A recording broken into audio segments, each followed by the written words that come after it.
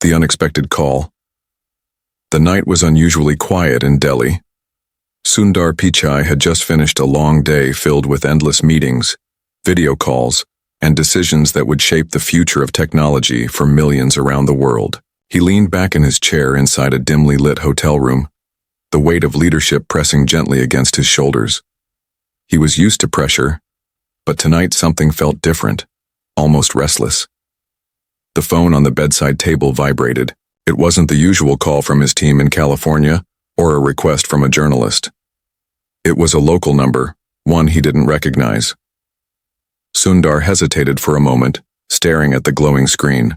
Something in his heart told him to answer. A soft but firm voice came through the line. Sundarji, there is something important you must know. Come quietly. Bring only your mother. No one else. He froze. The voice was familiar but distant, as if covered in layers of mystery. Who is this? Sundar asked, his calm tone hiding the storm inside. The caller didn't answer directly. Instead, they whispered, "You will understand when you arrive.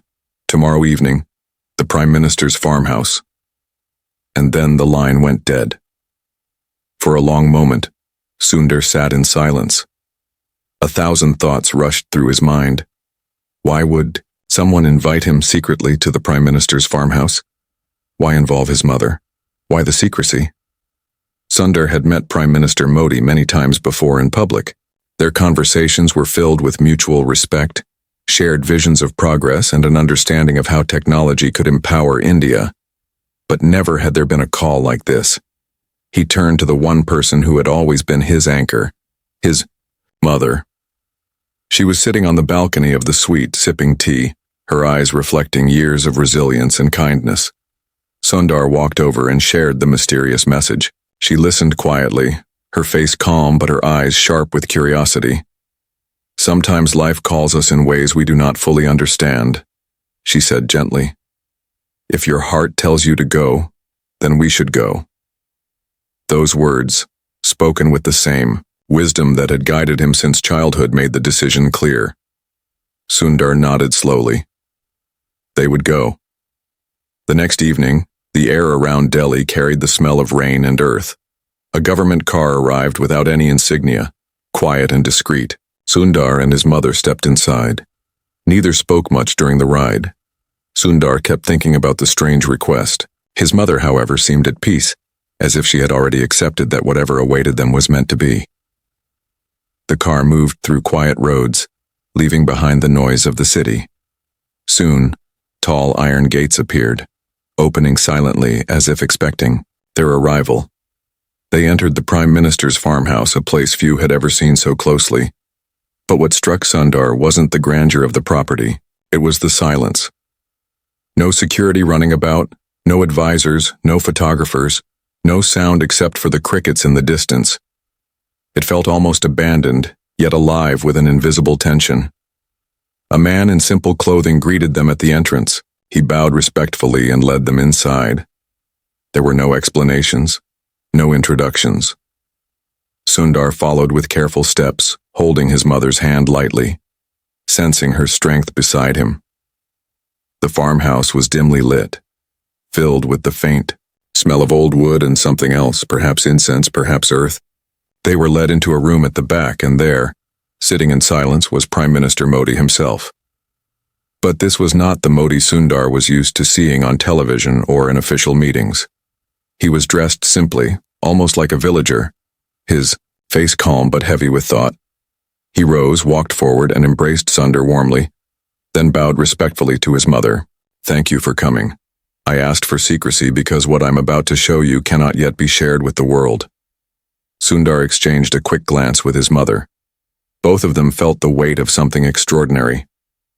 "Follow me," Modi said. He led them out the back door into a garden that stretched further than Sundar expected.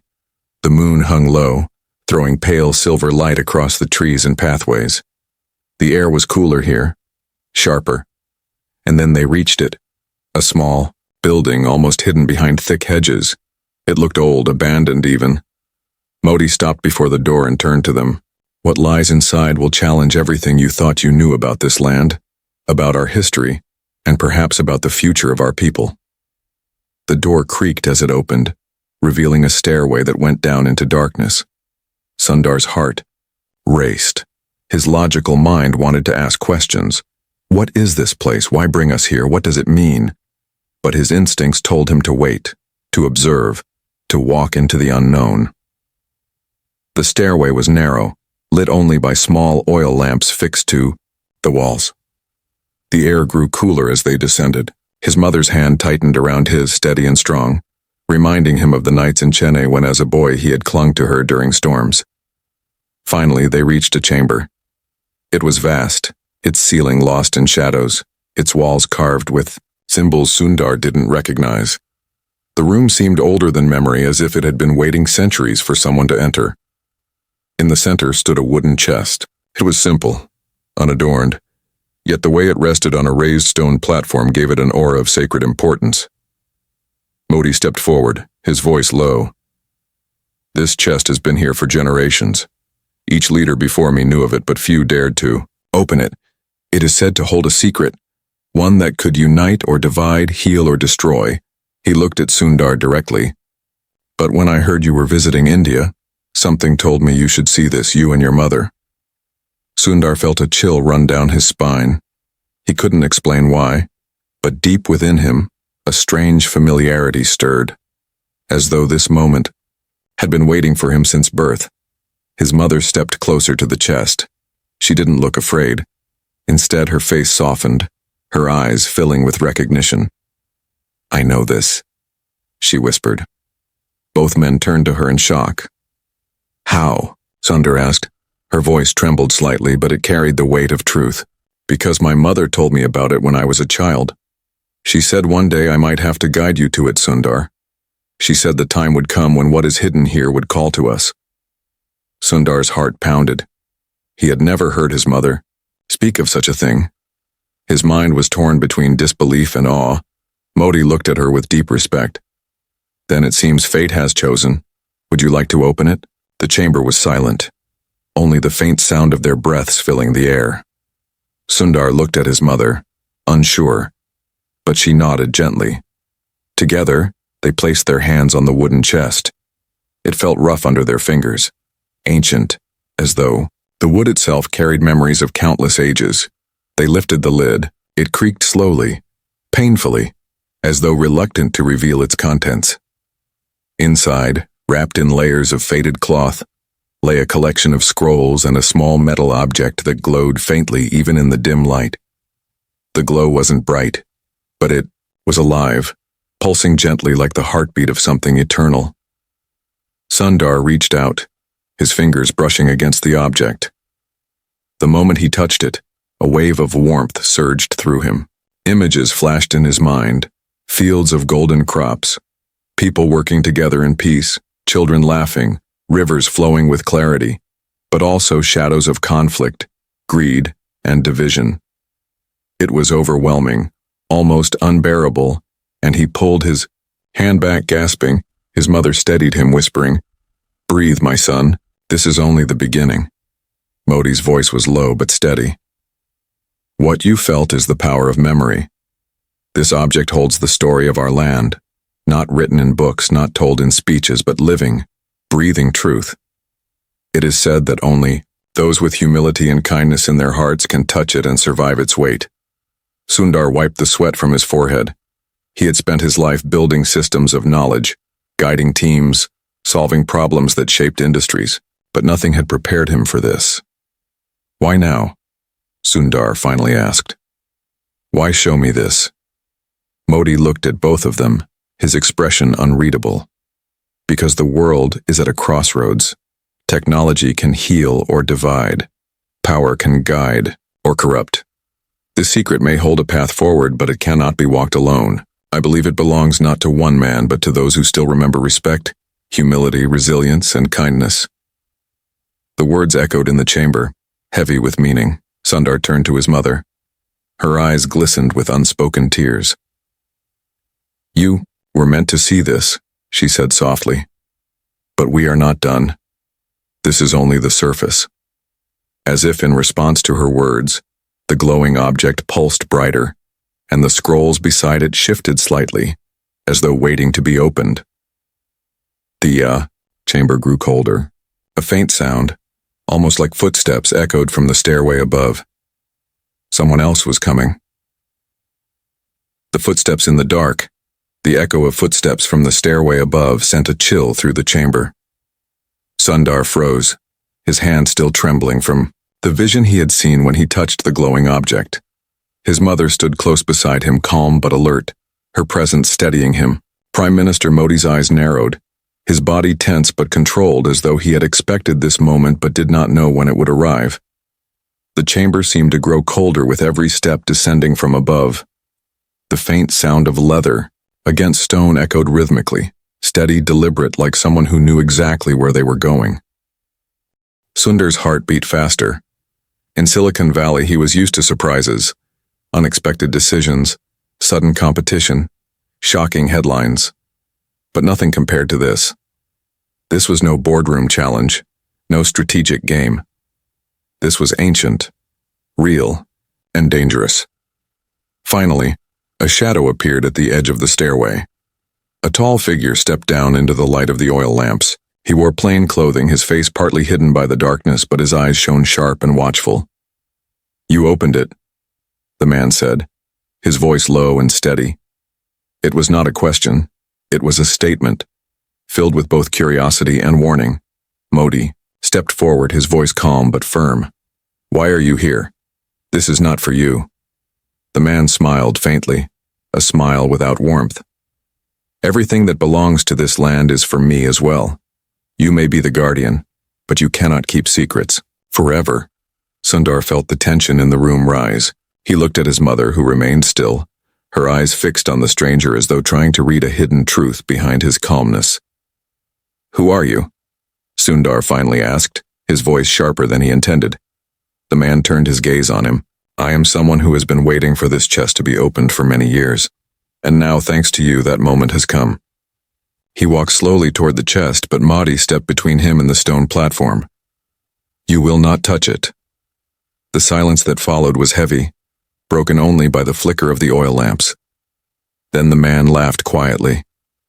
"You think you can decide who is worthy? You think you can keep power locked away forever? History has never been kind to those who try to hold secrets too tightly." Sundar felt torn. The logical side of him wanted to demand answers, to analyze, to calculate. But another part of him, the part that had felt the living pulse of the glowing object, told him this was not something that could be solved with logic alone. His mother stepped forward, her voice calm but strong. "The chest does not open itself to greed. If you touch it without respect, it will destroy you." The man turned his eyes to her, and for the first time, his expression shifted. There was recognition there, and perhaps even fear. "You know more than you should," he said quietly. Her eyes did not waver. "I know enough to protect my son." Modi placed a hand on the chest as though to guard it. "You need to leave," he said firmly. "This is not your path." The man's face hardened. "We will see," he said. And without another word, he turned and walked back up the stairway, his footsteps fading into the silence above. The three of them stood there, the air heavy with the tension of what had just passed. Sundar finally exhaled, realizing he had been holding his breath. Who was he? Modi shook his head slowly. There are always those who seek power without understanding responsibility. He has followed the whispers of this secret for years. I did not think he would find us tonight, but now that he has seen you here, he will not stop. Sundar's mother looked down at the chest, her eyes distant as though she were listening to memories older than her own. The scrolls, she said softly. We need to read them. Sundar hesitated. Part of him was afraid of what they might reveal, but another part knew they couldn't turn back now. Carefully, he reached into the chest and lifted the first scroll. The parchment was fragile, its surface cracked with age, but the writing was still clear. The letters were in an ancient script Sundar couldn't read, but his mother traced the words with her finger, as though she had known them all her life. These speak of a covenant, she whispered, a promise made long before any of us were born. It says that when the world reaches the edge of division, when people forget the values that keep them human, the keepers must rise again. Sundar listened, every word sinking deep into him. Keepers? He asked. She nodded. Those chosen not by birth or power but by humility, resilience, and kindness. The chest does not choose kings or rulers. It chooses guardians. Modi's voice was steady. And perhaps that is why it called to you, Sundar. Sundar felt the weight of those words press down on him. He had always seen himself as an engineer, a leader of teams, someone who built tools to make life easier. But this was different. This was not about tools or systems. This was about something far deeper, something woven into the history of humanity itself. I don't understand, he admitted quietly. Why me? Why us? His mother placed her hand on his shoulder, her touch both tender and firm. Because you have never forgotten where you came from. You carry success, but you wear it with humility.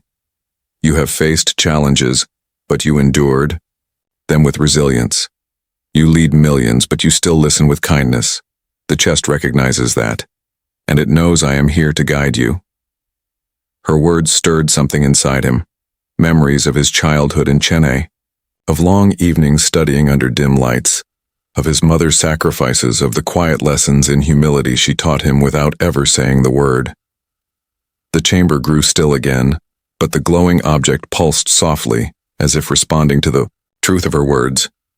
Sundar stared at it, feeling the pull of its light once more, but before he could reach for it again, a sound broke the silence. This time it wasn't footsteps. It was a deep rumble from the walls themselves. The chamber shook slightly, dust falling from the ceiling, as though the very earth was responding. To the chest being opened, his mother gripped his arm tightly. It has begun, she whispered. The chamber trembles, the chamber shook as if the earth itself had awakened. Dust rained gently from the ceiling and the oil lamps flickered, their small flames bending in the sudden draft of unseen wind. Sundar instinctively pulled his mother closer, his protective instinct overcoming his shock. Modi stepped back from the chest, his eyes narrowing, steady but tense. The rumble was not violent, but it was steady, alive, almost like a heartbeat beneath the stone floor. The carvings on the walls, which moments before seemed lifeless and old, now shimmered faintly, their edges glowing with a soft golden hue. Sundar's breath caught in his throat. It felt as though the chamber itself was responding to their presence, recognizing that something hidden for centuries had finally been disturbed. This is not just a room, Modi said quietly. It is alive. His words carried a strange truth. Sundar felt it too. The chamber was no longer just walls and stone. It was breathing with them, listening, waiting. His mother's eyes fixed on the glowing object inside the chest. The faint pulse of its light had grown stronger, in rhythm with the trembling earth. Her face softened, almost serene, as she whispered words that neither Sundar nor Modi recognized. They sounded ancient, like fragments of a prayer passed down through generations. Amma, Sundar said gently. What are you saying? She turned to him, her eyes glistening with an emotion he could not fully read. Part fear, part devotion. My mother taught me these words when I was a child, she said. She said I would never understand their meaning until the day came. I believe this is that day. The tremors slowed, and then stopped. The chamber fell into silence again, but it was not the same silence. This was heavier, charged, like the stillness before a storm. The carvings on the walls now glowed faintly in patterns Sundar could not decipher. The chest, once simply an ancient relic, now seemed to hum softly, resonating with something unseen. Sundar picked up one of the scrolls and carefully unrolled it on the stone platform. The parchment crackled as it opened, revealing lines of script, written in ink that had somehow survived centuries. He could not read the letters, but as his eyes moved across them, he felt a strange clarity in his mind, as though the meaning was not in the words but in the rhythm behind them. His mother leaned over, her finger tracing the lines slowly. This speaks of a hidden covenant, she said softly. A promise that when darkness rises, keepers will be chosen. They will not lead by power, but by compassion. They will not rule, but they will remind the world of what it has forgotten. Sundar frowned, his rational mind struggling to hold on to something so intangible. But what does that mean for us? What are we supposed to do with this? His mother touched his hand. Perhaps the answer is not in understanding everything now. Perhaps the answer is in listening. You have always listened, Sundar. That is your gift. Modi, who had been silent, finally spoke. The man who came here earlier. He will not stop. He believes the chest holds power that can be taken, used, controlled. But he does not understand that what rests here cannot be forced. It chooses its own, and I believe it has already chosen. Sundar felt the words sink into him like heavy stones. He had never seen himself as chosen. He had always believed in effort, in hard work, in the steady resilience that carried him from a small home in Chennai to leading one of the world's most influential companies. Being chosen felt foreign, almost uncomfortable. Yet the glowing object pulsed again, stronger this time as if answering his doubt. He reached out slowly, carefully, and let his fingers brush against it once more. This time the wave that rushed through him was not overwhelming, but guiding. Images filled his mind. Children sitting in classrooms with hope in their eyes, farmers working together under the sun, strangers helping one another in times of crisis. But alongside those images came darker ones, voices filled with anger, people divided, greed tearing communities apart. His hand shook, but he did not let go. Instead, he whispered softly, almost to himself, "We have to choose which future we build." His mother's hand rested gently on his shoulder. "Yes, my son, that is why you are here." Suddenly the chamber doors groaned. The sound of metal against stone echoed through the silence, sending shivers down their spines. Sundar's eyes darted to Modi, who moved swiftly to block the entrance. "He has returned," Modi said firmly. The air grew heavy again. The same man who had descended earlier now stepped into the chamber once more. But this time he was not alone. Two others followed behind him, their faces hidden in shadows, their steps deliberate. "You should not have opened it," the man said, his voice colder than before. "Now that it is awake, it cannot remain hidden. It belongs to all of us, or none of us." Sundar stood tall, though his heart raced. "You don't understand. It doesn't belong to anyone. It is not about possession. It is about responsibility," the man sneered. "That is what those who are afraid of power always say." He took a step closer, his eyes fixed on the glowing object in the chest. The light reflected off his face, making his expression seem both desperate and hungry. Before he could move further, Sundar's mother raised her voice, calm yet sharp. "If you touch it without respect, it will reject you. It will break you." The man laughed quietly, but there was unease in his voice. "We will see." He reached forward, his hand trembling slightly as it hovered over the glowing object. For a moment the chamber seemed to hold its breath. Then, as his fingers made contact, a blinding flash of light filled the room. Sundar shielded his eyes, pulling his mother close. Modi stood firm, his gaze fixed on the man who now screamed in pain. The light had turned searing, wrapping around his hand like fire. He stumbled back, his face twisted in agony, his companions rushing to pull him away. When the light faded, the man fell to the ground, his body trembling, his eyes wide with fear. His hand was not burned, but it shook uncontrollably, as if the object had imprinted something deep within him. "You see?" Sundar's mother said softly, her voice echoing in the silence. "It does not bow to greed." The man struggled to his feet, his pride wounded more than his body. His eyes burned with anger as he pointed at Sundar.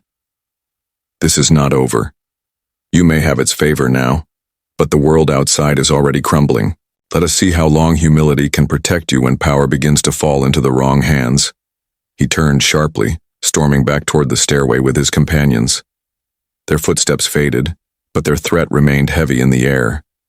The chamber grew quiet again, the only sound the faint hum of the glowing object. Sundar looked at it, his chest rising and falling with the weight of what had just happened. "They will come back?" he said softly. Modi nodded. "Yes, and not just them.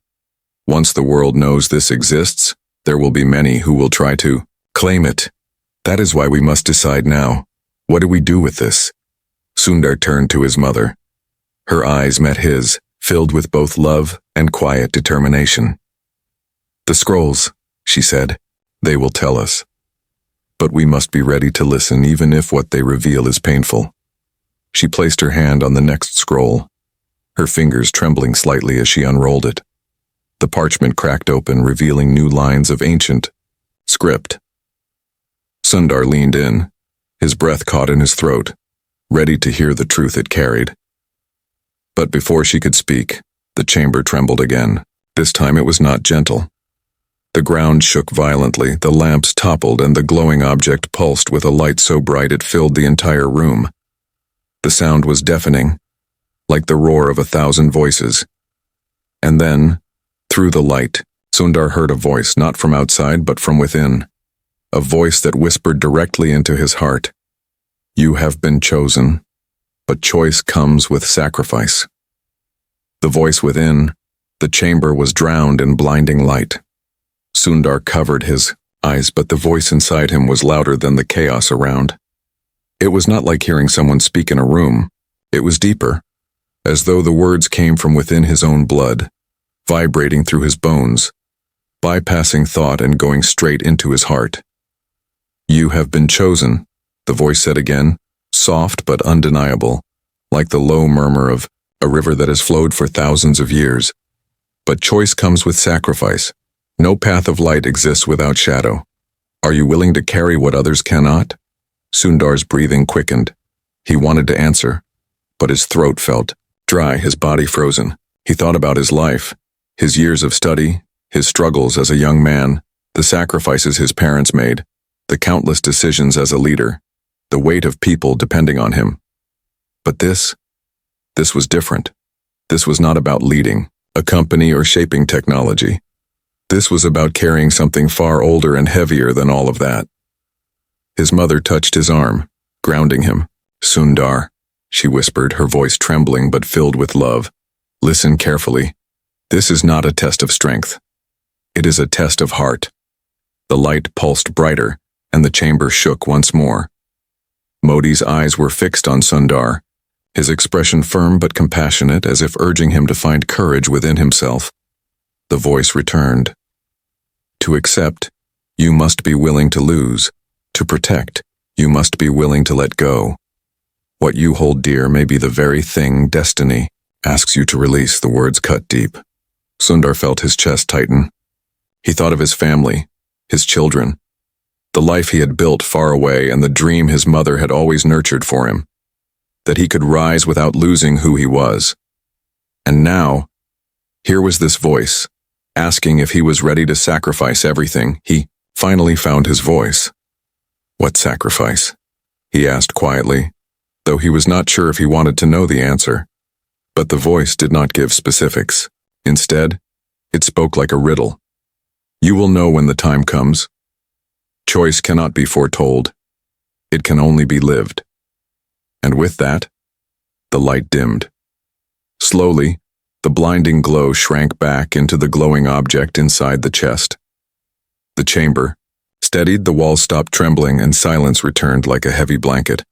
Sundar staggered slightly, his mother holding him steady. Modi exhaled slowly, his face shadowed with thought. For a long moment, no one spoke. Then his mother broke the silence. "The voice has acknowledged you, but it has warned you as well. We must be careful." Sundar's mind spun with questions. Why him? Why now? What was the sacrifice? But even as the doubts grew, deep inside, a small flame of clarity burned. Whatever this path was, it had already begun. Modi stepped closer to the chest. "This is bigger than any of us," he said softly. "The covenant was never meant for one man or one family. It was meant to remind humanity of what it risks forgetting: humility, resilience, kindness, respect. These are not just words. They are the foundation of survival." Sundar nodded slowly, the weight of those words settling into him. But before he could respond, his mother carefully unrolled the second scroll. The parchment revealed a series of strange illustrations. Circles. Within circles, rivers crossing mountains and people standing hand in hand. She studied it carefully. "This speaks of trials," she said, her voice faint but steady. "Those chosen will be tested. Not once, but many times. Each trial will demand not what they want, but what they fear most to give." Sundar felt his throat tighten. The words of the voice echoed again inside him. Choice comes with sacrifice. He wanted to ask what these trials were, but before he could, a sound interrupted them. This time it was not footsteps, not rumbling, but a faint crackling sound from the walls. The glowing carvings began to shift, lines of light crawling like veins across the stone. The chamber was changing, alive again, responding to their presence.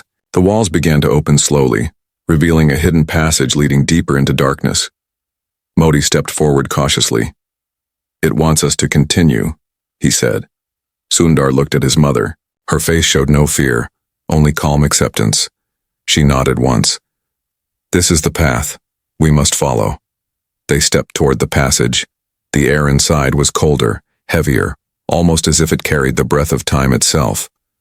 The stone floor was damp and the walls pulsed faintly with light, guiding them deeper. Sundar felt his heart pounding. But every step also brought a strange clarity, as if he was walking not just into stone tunnels, but into his own destiny. After what felt like hours, they reached another chamber. This one was smaller but more intricate, its walls covered in carvings of people bowing not to kings or rulers but to one another. In the center stood a stone table, and on it lay another object, this one larger than the first, shaped like a circle, its surface covered in strange patterns that shimmered when touched by light. Sundar reached out, but his mother stopped him. "Wait. Not everything is meant to be touched without understanding." She looked at the scroll again. "This is the first trial." Sundar swallowed hard. "What kind of trial?" She pointed at the carvings on the wall. "It will not test your strength or your knowledge. It will test your heart." Before Sundar could respond, the object on the stone table began to glow. The patterns shifted, spinning slowly until they formed an image, his own face. Sundar staggered back in shock, but the glow spread further, revealing not just him but his family, his wife, his children, his mother beside him. Then the images began to twist. They showed him in moments of struggle, lonely nights in Chennai, facing rejection at work, moments of self-doubt. And then, darker still, they showed visions of him choosing between duty and family, of standing at a crossroads where either choice would wound someone he loved. Sundar's chest tightened, his breath shallow. He wanted to look away, but the glowing patterns pulled him in, forcing him to confront the truth of himself. His mother placed her hand on his shoulder, steadying him. "This is what it means to be tested. It is not about who you are when life is easy. It is about who you remain when life demands a price." Sundar closed his eyes for a moment, steadying. His breath then opened them again. He faced the shifting images, his heart heavy but resolute. "I will not run," he whispered. "Show me what I must see." The object glowed brighter, its patterns shifting again. This time the images grew sharper, more painful. They revealed not the past, but the future. And in that vision, Sundar saw something that made his heart stop. The vision of loss. The glowing patterns on the circular object spun faster, drawing Sundar into their light. His breath caught as the images sharpened. It was no longer hazy glimpses of his past. This was the future, alive before his eyes. He saw himself standing in a vast hall filled with faces he did not recognize. They were not family, not colleagues, not leaders, just ordinary people. Men, women, children, their eyes fixed on him as though waiting for something only he could give. The weight of their expectation pressed against his chest until it was hard to breathe. Then the vision shifted. He saw his family, his wife, his children, watching him from a distance. Their faces were blurred by shadows, but he could feel their sadness. He tried to walk toward them, but every step drew him further away instead of closer. The hall grew longer, the space between them endless. A voice rose within the vision, the same voice he had heard earlier inside his heart. Choice comes with sacrifice. You cannot hold both paths. One demands your duty to many, the other demands your love for few. Both are true, both are heavy, but you must decide. Sundar's heart twisted painfully. He felt torn apart, as though the vision had taken his deepest fear and carved it into the air. He turned desperately to his mother, but she was not inside the vision. She was standing beside him in the chamber, watching his face, her hand gripping, his arm firmly. "Amma," he whispered, his voice breaking. "I can't lose them. I can't lose my family." She pressed his hand, her voice soft but strong. "Listen to me, my son. You are not asked to abandon them. You are asked to understand the price of responsibility. True love is not holding tightly. It is carrying the strength to let go when the world demands it. This is not about choosing who you love more. It is about proving what you are willing to bear for them and for others." Her words sank deep, cutting through his fear like a guiding flame. The glowing object pulsed and the vision deepened. He now saw India itself, vast and diverse, alive with beauty, but also scarred with struggle. Rivers drying, fields burning, people divided, leaders shouting but not listening. Then he saw something else. Technology spreading everywhere, sometimes healing wounds, sometimes widening them. And at the center of it all, he saw himself again, but not as the CEO of a company. He was standing among farmers, teachers, children, not giving speeches, not holding power, but listening, quietly, deeply. The voice returned. The covenant does not seek rulers, it seeks keepers, those who will remember what others forget, those who will carry the weight not for themselves but for others. Sundar's chest heaved. He had always believed in listening and humility, but now it was being demanded not as a value but as a destiny. Modi, who had been watching silently, finally spoke. "Do you see now, Sundar? Leadership is not about power. It is about service. The chest has revealed what it expects of you, but the path ahead will ask more than visions. It will demand action." Sundar lowered his head, his voice quiet. "But what if I am not strong enough?" His mother looked at him with the same gentle eyes she had when he was a boy, afraid of failing in school, afraid of disappointing her. Strength is not in never falling. It is in standing up every time you do. You are not alone, my son. You never have been. The object's light dimmed slowly, the spinning patterns coming to a stop. The chamber steadied, the silence returning. Once more. But Sundar knew things would never be the same. He had seen too much, felt too much. He turned to the chest again, to the remaining scrolls waiting to be opened. His hands trembled as he reached for the next one, but his mother steadied him with a nod. He unrolled it carefully, the parchment, revealing words and symbols that seemed to glow faintly under the dim light. "This one speaks of guardians," his mother said slowly. "Not just one. It says the covenant will always call more than a single soul, for no one can carry the weight alone." Sundar's eyes lifted quickly to Modi. "Then who else?" Modi's gaze darkened. "That is the question we must answer. The man who tried to take the object earlier. He will not stop searching, but perhaps there are others. People we do not yet know. People already chosen without realizing it." The thought unsettled Sundar. If others were being called, where were they? What if some were drawn by humility but others by greed? What if not all chosen would stand on the same side? Before he could ask further, a sound cut through the chamber again. This time it was not rumbling or footsteps, but a voice. Not the voice within the object, but a human voice echoing from the newly opened passage behind them. "You are not the only ones here." They turned sharply. A figure emerged from the shadows of the passage. This one was different from the man who had attacked earlier. This one wore no anger, no hunger for power.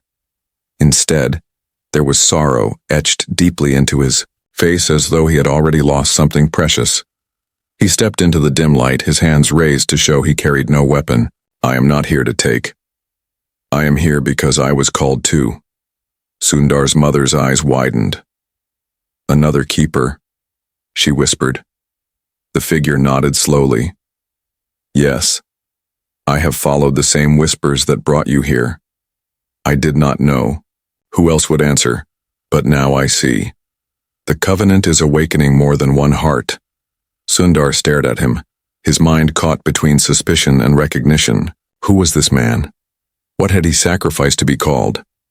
Could he be trusted? The glowing object inside the chest pulsed softly, almost as if confirming the stranger's words. But before Sundar could speak, the figure added something that froze the air in the chamber. There are others too, he said, but not all of them come with kindness. Some have already turned. Some believe the covenant is a weapon, not a responsibility. The silence that followed was heavy, suffocating. Sundar's heart pounded. The trials were not just about him, they were about all of them, and some of those chosen might already be walking toward darkness. The gathering storm, the chamber grew colder with the stranger's words. Sundar could hear his own breath, uneven and heavy, echoing in the silence. The man who had stepped from the shadows stood quietly, his face lined with grief, his hand still raised as if to show he carried no threat. Yet his presence was enough to change everything. Others have been called? The man repeated, his voice low but steady, but not all of them walk in the light. Some have already chosen another path. Modi's eyes narrowed, his posture tense. Who are you? And why should we believe you? The man lowered his hands slowly, his gaze never leaving Sundar's face. My name is Arjun. I was a teacher in a small village near Varanasi. Months ago, I began hearing whispers in my sleep, voices speaking in words I did not understand, yet somehow I knew their meaning. They told me to walk, to follow signs, to leave behind the life I knew. I thought I was losing my mind. But every step led me here, to this place. Sundar studied him carefully. There was no greed in his eyes, no hunger like the man who had attacked earlier. There was only weariness, as though he had already carried a burden no one else could see. His mother tilted her head, her voice soft but sharp. And what did you leave behind, Arjun? For a moment his face trembled, and when he finally spoke, his words carried the weight of loss. My wife, my children. They begged me not to go, but the whispers would not let me rest. I knew that if I stayed, I would wither into nothing. I had to choose, and in choosing, I lost them. The pain in his words cut deep. Sundar felt it in his chest because it mirrored the vision he had just seen, the terrible possibility of losing his own family to a path he did not fully understand. The glowing object inside the chest pulsed gently, as though acknowledging Arjun's presence. Sundar's mother whispered almost to herself, "The covenant has called him too. He speaks with truth, not hunger." But Modi's voice was firm. Truth is not enough. If there are others, and some are already corrupted, then trust becomes dangerous. How do we know he is not a bridge for them to find us? Arjun shook his head slowly. If I wished to betray you, I would not have revealed myself. But I warn you, others are coming. Some are drawn here by light, others by shadows. The covenant awakens all at once, not only the worthy. The words hung heavy in the chamber. Sundar felt the weight of what they meant. This was no longer about one man or even three standing in a hidden room. This was about something vast, something spreading across the world in silence. If there were others, and some already saw the covenant as a weapon, then the danger was greater than anything he had imagined. His mother unrolled the next scroll. Her hands trembled slightly as the parchment cracked open. The writing glowed faintly, as if eager to be read. Her eyes scanned the lines, her lips moving in a whisper. Before she spoke aloud,